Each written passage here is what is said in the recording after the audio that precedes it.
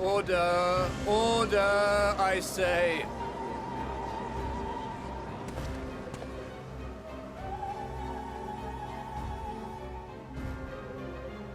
I thank you all for gathering here on such short notice.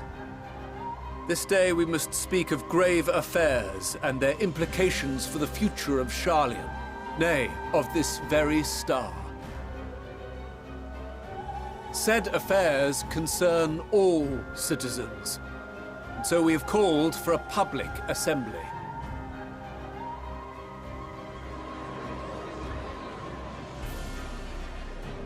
You may have heard rumors of the Telophoroi and the havoc these madmen wreak abroad. Under normal circumstances, we would pay little heed to petty disturbances outside our borders. The final days, however, are another matter altogether. For we dare not ignore these prophetic words of Eld. The End-Bearers will come, ushering chaos and calamity. The final days descend and devour the very star.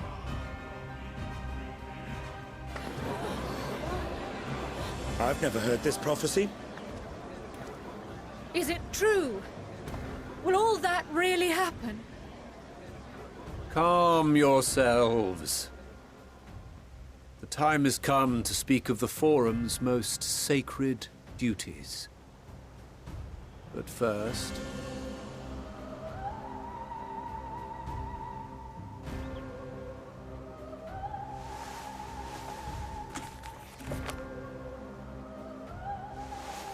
Give voice to the voiceless. Let bindings be unbound. By unanimous decree, I declare the enchantment broken.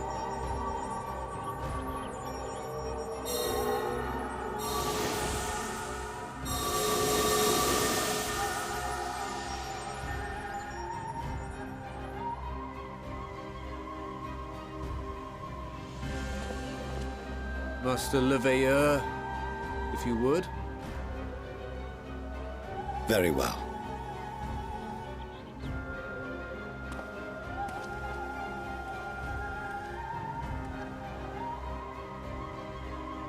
"270 years ago, our forebears began an expedition in the Dravanian hinterlands, in search of a route to access the ethereal sea. This much is public knowledge. Their findings, however, would become the Forum's most closely guarded secret. What those researchers discovered in the hinterlands was not a passage unto the ethereal sea, but the very heart of our star, and Hydaelyn herself. She spoke to them of a calamity that would extinguish all life, and of a means by which we might be spared. The moon. 'Tis in truth a gargantuan vessel built to serve as sanctuary for her children and deliver them from this doom. Much like Nunkref's hope in ages past, it will bear the people of a world in the throes of death to a new home. Needless to say, this will be no small undertaking. To facilitate the great work, the Forum has maintained close contact with the servants of Hydaelyn, who presently reside on the moon. Convinced that the foretold end was all but inevitable, we began amassing a wealth of knowledge, not merely for the betterment of our nation, but in preparation for the journey to come. You reveal this to us now? By the gods, how long do we have?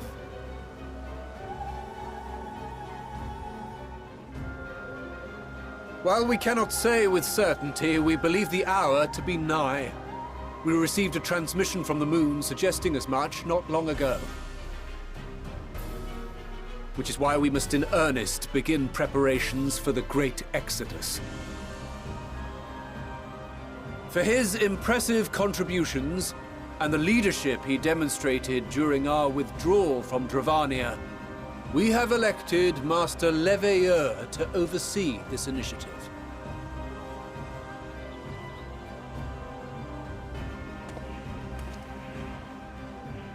Fellow scribes and scholars, my countrymen, we face a threat of unprecedented scale. We must challenge the trials before us with composure and conviction if we are to find salvation.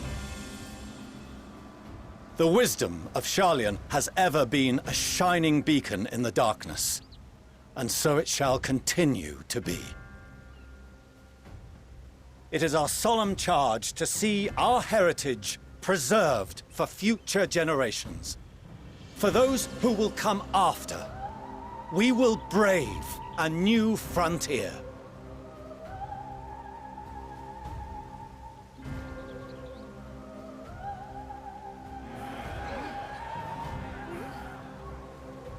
Administrative edicts will be relayed to all major institutions ere long. In the meantime, carry on with your duties.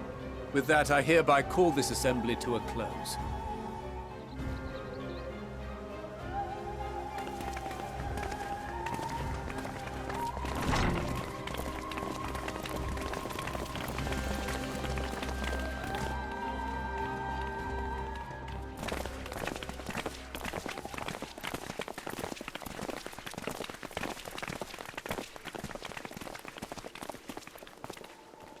Do you remember what Mother told us when we visited home? That it wasn't until after we were born that Father seemed to lose himself in his work.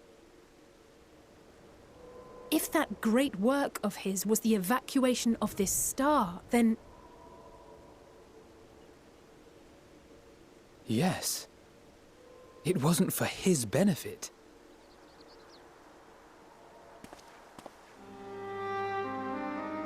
Would you mind waiting here a moment? I wish to speak with Father before we leave.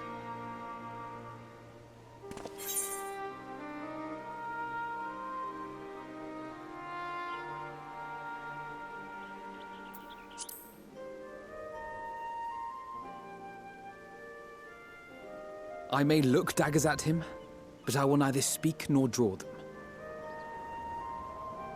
If it's all the same to you, I have a few choice words to share with Father as well.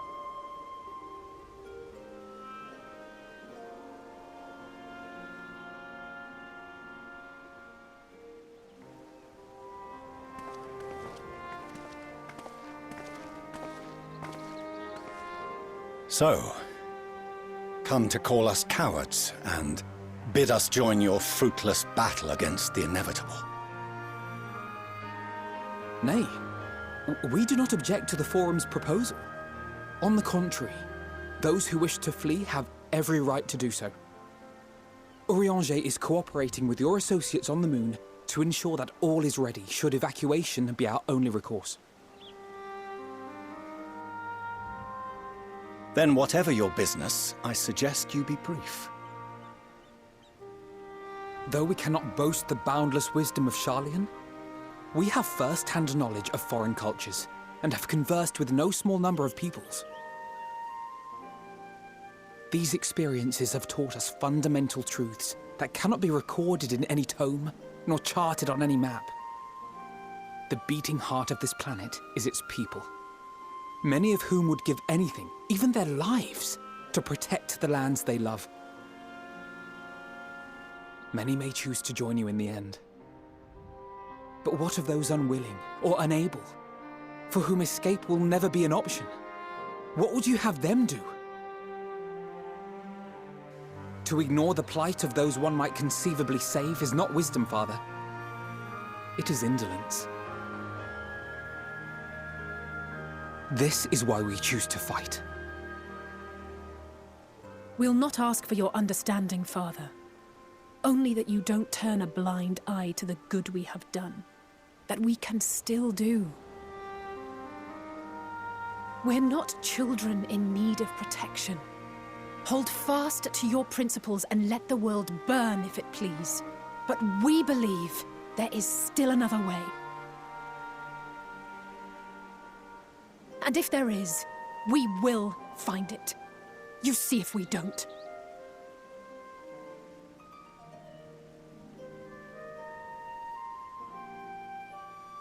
Do as you will. Just stay out of our way.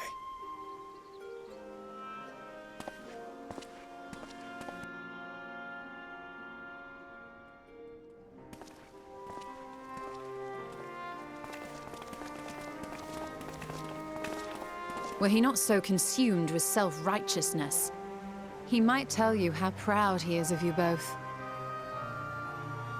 Bold words call for bold action, and there'll be no turning to your father should plans go awry. As if I ever would. So long as there are those who wish to stay and fight for this star, we have to do what we can to help them.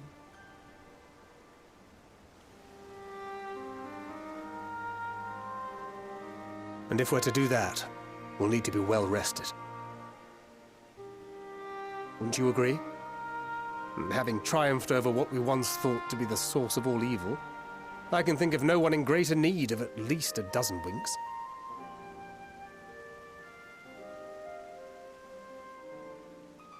Shall we then? To the Annex, to prepare for tomorrow.